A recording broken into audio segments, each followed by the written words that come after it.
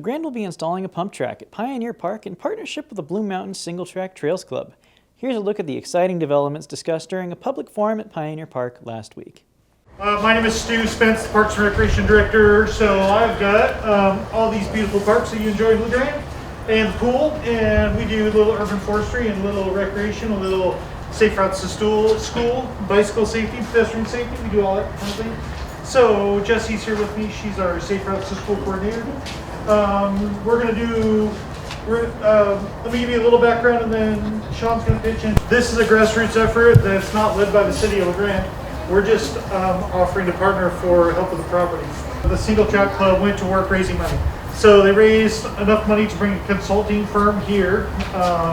And if you could crack the code on who the consulting firm is, I can't. There's like 3 or 4 different company names.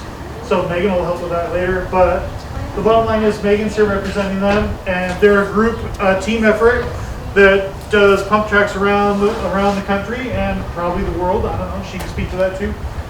So she's going to explain what the heck is a pump track, how does that work, and I'm also going to assure you before I pass it off to Sean that this is a project that's going to be privately funded through grants and donations, and no general fund dollars are planned to be used in this for that would supplant other city-funded projects. So we kick it to Sean, and then maybe kick it to Jesse before we kick it to Megan. Cool. Hey everybody, my name's Sean Lerner. I'm a board member for the Blue Mountain Single Track Trails Club. We do most of the trail work up in Mira. We wanted to build a pump track here because we want more bikes going in town. Getting up to Mira is kind of a pain in the ass if you don't have a car. Be able to have this here. My main job is to educate the kids K through 8 on bicycle pedestrian safety. And one of the huge benefits about the pump track is kids who want to learn to ride their bikes and they're on city streets where it's really narrow and there's no sidewalks. They have that opportunity to come here and do that. And this will also benefit all ages. Like it also benefits skateboarders, scooters, mountain bikes, dirt bikes, everything. So this pump track has huge benefits for all of us, and also our tourist department, which, you know, doesn't have anything to do with these guys. So I'm glad you guys wanted to. And I think that's it.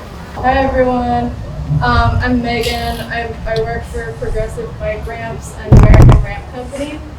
We're going to be the ones designing and then building the pump track. So what is a pump track? You can see on here. It's a series of rollers and berms where riders generate momentum by not pedaling their bike but pushing through berms and getting low and maintaining speed around corners. The idea of the design for the one that's going to be built over there is that it'll have a pump track this size, large, and then a smaller kids track right next to it. So that, I mean, it can be used by kids or it can be used by just entry-level riders and get used to that type of riding surface. The pump tracks that we build are asphalt, and then we integrate different progressive bike ramp features like wall rides, so that it's diverse and unique. And every single pump track that we design is unique to the space. There isn't one that we build that is junk somewhere. So if anyone has any questions, yeah. So they're unique to the space. So Yeah. You guys already have a design in which with space at hand. So actually this coming week after the meeting is when we're starting the design for that area. And it's unique to, there's a few different things like trees, like existing slope, and just different restraints that both shape what the design will be. And yeah, so there's going to be one like it. Knocks and trees have those people fit in there. We don't care. There's going to be trees in the middle. Oh yeah, we just the trees ones. So you'll have that. No, you'll have that. Yeah. So we want a fence by trees. Yeah. You can ride longboards on the pump track. Yeah, the owner of American Ramp Company, he's a skateboarder. He does ride some bikes, but mainly he skateboards, so they're always built to that too. Anything that has wheels. Except cars. You can't drive your car on it. Who has my pump track that you're not? Unfortunately, I am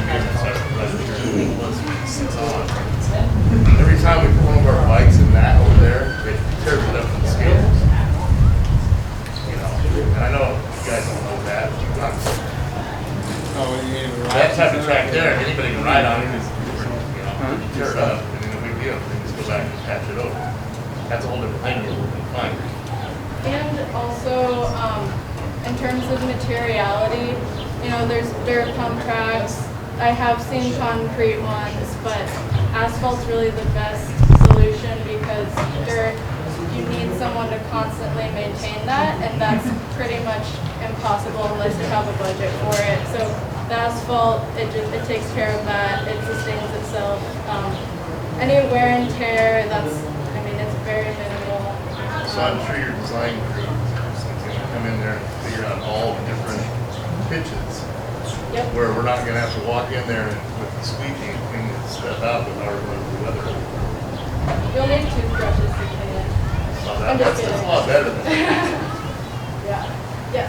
So we rode Bella Solutions pump track over in Redmond, and one of the concerns that we saw there is it's just packed. There's just so many people trying to get in there.